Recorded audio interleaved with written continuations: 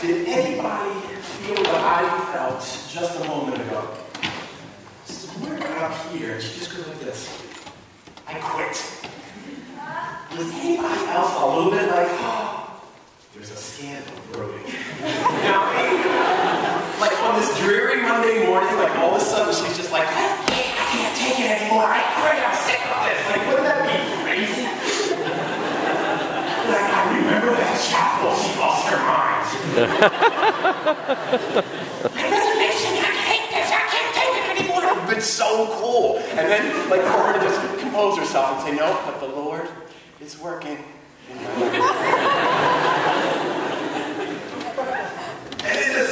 my sick mind, I'm like half disappointed that like you didn't have a condition to lose your mind for like half a second.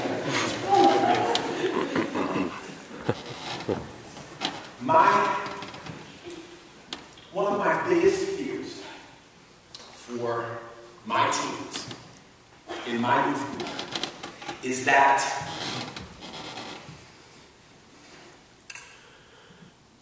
they'll grow up around Christian things,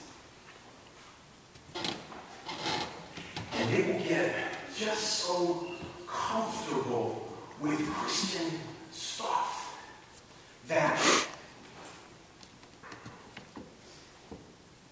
they'll start to treat this amazing thing kind of casual.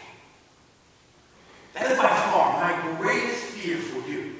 For the kids in my youth group that come here, that come to church, that are raised around their Christian home, that they will take this amazing thing, the eternal, sovereign maker of the entire universe. He always was, and he always will be, and he decides, I love you so much, I'm going to send, I only have one kid, and I'm going to send him and break through heaven to get to earth, to live out a model for you of how it should be done, and then, at the end of it all, say, crucify me, so that I can pay your price, my price, for all my sin.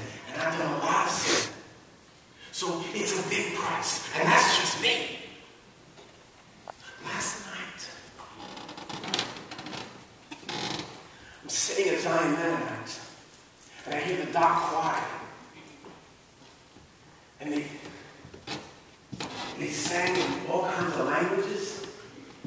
They sang in all kinds of styles. But it was all pointing to the same message. And at one point, they said this phrase, and it grabbed me. It said, love so amazing. Love so divine. It demands my soul, my life, and my all. It's so amazing what God did for us. And that kind of love has a price. It demands a response.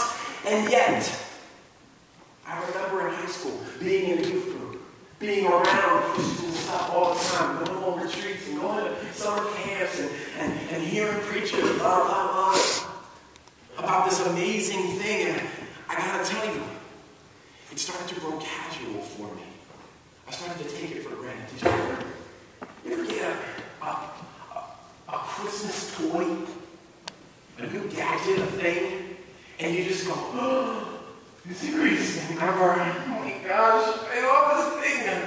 I love it. I just want to have it with me all the time. I want to hold it. I want to show it to people. Look, have you seen my thing? You can't have it. It's my thing. And I love it. Oh, I love it. And those little youth, you're great.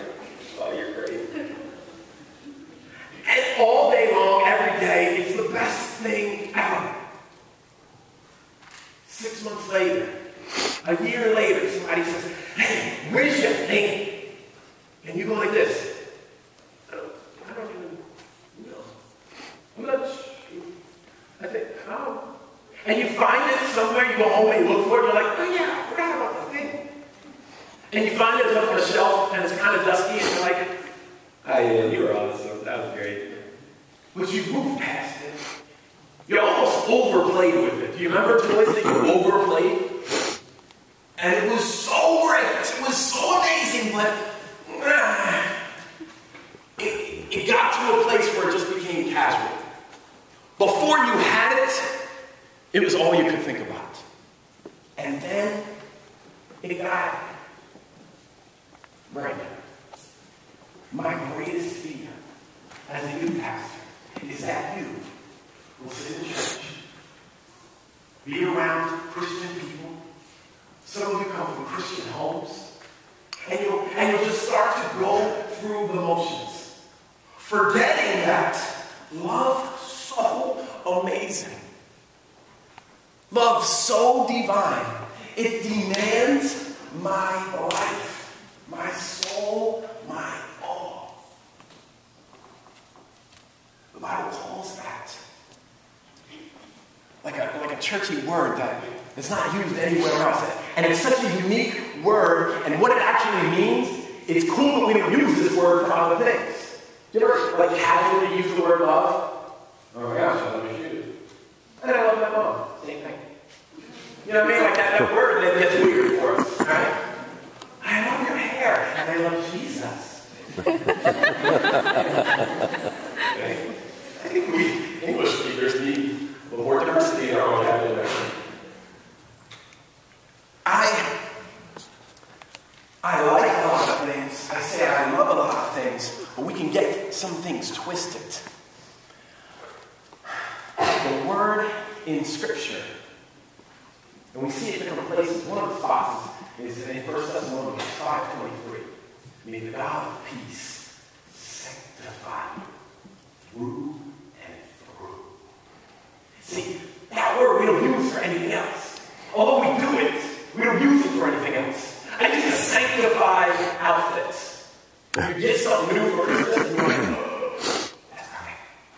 So I'm not gonna sully that outfit just for regular use. I'm gonna put it in a special spot, and I'm gonna use it for a special time. But here's what's messed up with me. I could never figure out exactly when the special time was. And I have a couple outfits in my history of outfits that I sanctified, I set apart for a special use, and I never really used it. It was never quite the right time. It was never quite an occasion important enough. And then, a couple years went by, and that outfit really wasn't that cool no more. It was kind of out of style, and it would still have the tags on it, and it was nice, but it really wasn't that useful to me. No fashion discernment. All right, good to know. Note to self. I got some outfits from 84. I think you're really going to enjoy.